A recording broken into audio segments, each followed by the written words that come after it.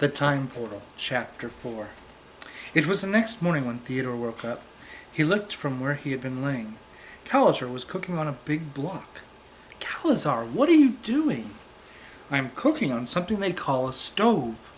It has 4 oval black pieces that heat up when you turn a knob, and on the side is a door to put containers in to cook," replied Calazar. "Well, what are you cooking?" asked Theodore. "I am cooking eggs on a skillet," said Calazar as he flipped an egg over. Theodore got up and walked over to him. He watched him with a lot of curiosity. After a couple of minutes had gone by, Calazar asked, "Here, hand me one of those discs." Theodore handed him the disc. Calazar handed him the disc back with the egg on it. "Here you go. There's some eating utensils over there." Theodore took his plate to the table and sat down. There was a lead stick with a depression in the middle that was like a circle. On the other side was another lead stick with a 4-pronged pitchfork in the end. "Which one of these do I use?" asked Theodore, for he had never seen such things as these before. In the hospital he could not eat anything, so all he was ever given were drinks. "You use the fork," said Calazar. "Okay, well, which one is the fork?" asked Theodore, with more puzzlement in his face. "The fork is that one that looks like a 4-pronged pitchfork." Theodore then picked up the fork and stabbed at the egg.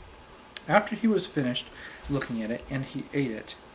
Later, as Calazar and Theodore talked of the old country and all that had happened to each other, time went by very quickly while they were talking.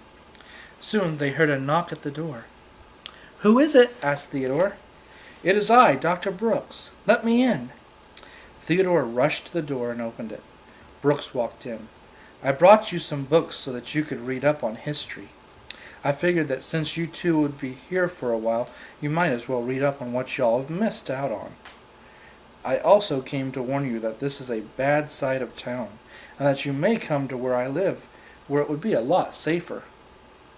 That might be a very good idea, for while Theodore and I were sleeping, a young scoundrel threw a rock at the window and broke it. So I put a spell on him, and if it worked, he went right back to his own house and threw rocks into all the windows.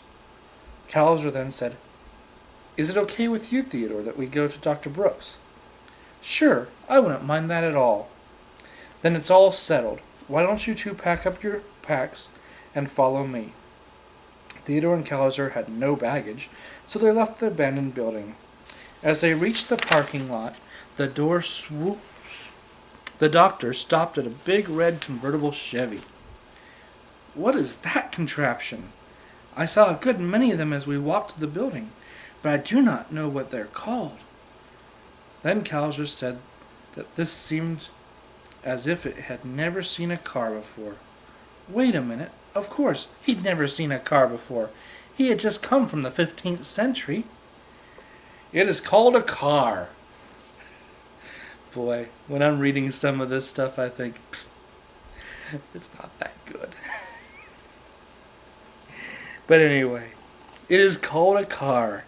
It is what we are transported in. It will take us anywhere we want to go as long as it has gas in it. "In our case, we're going to my house," said Brooks. Calazar and Theodore just looked at each other with awe. "Well, get in. We haven't all day." Theodore and Calazar got into the car. They were soon on their way. Soon they came on to a large mansion. The trio got out of the car and went into the entrance. Dr. Brooks opened up the door and said, Come in, make yourselves at home." Theodore and Calazar went into the house. End of chapter 4. That took me a lot of takes. I can really tell sometimes that my writing wasn't as good as it should have been. But what do you get for a 14-year-old when he's writing? I think I actually wrote this whole entire story in the time period of a weekend. It's one of those things where sometimes I would start.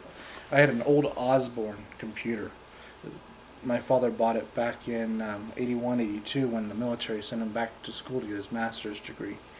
And during that time, he had bought this Osborne to help him out with his studies. And when he bought himself a 286, which was the latest and greatest back in 87 or so, I inherited the Osborne computer.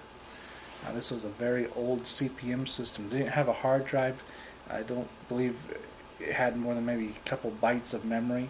It worked off of 2 low-density 5 1/4 floppies. A lot of you people won't even know what a 5 1/4 floppy is, but it was a disk about yay big or so. And you'd put the program on one and your data on the other. And then it actually had a small screen that was only about yay big, as best as I can make it with my right hand. That doesn't work, but yeah, it was monochrome that you then could actually connect it to an old monochrome monitor and use.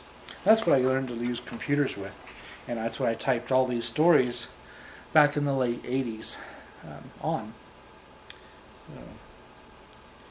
Anyway, don't know what got me onto that, but lost my train of thought. It's kind of late here, but I knew I needed to get another chapter out there. So I hope you guys are enjoying the time portal. You know, as I said, I think if I remember right, I threw this together in a weekend using the old Osborne, and that was just the thing. Back then I had so much creativity when it came to writing that I could sit down and I just start typing, and storylines would come together. I've got 2 chapters in here of something I wrote in the 12th grade. It's called The Bluest Eye, and I was thinking about doing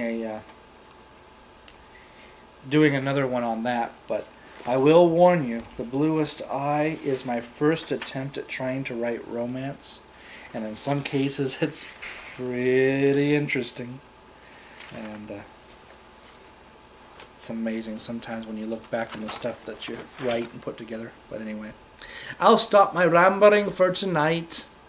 Y'all have a good evening, a good night, a good morning, good day, whatever you're having when you're watching this.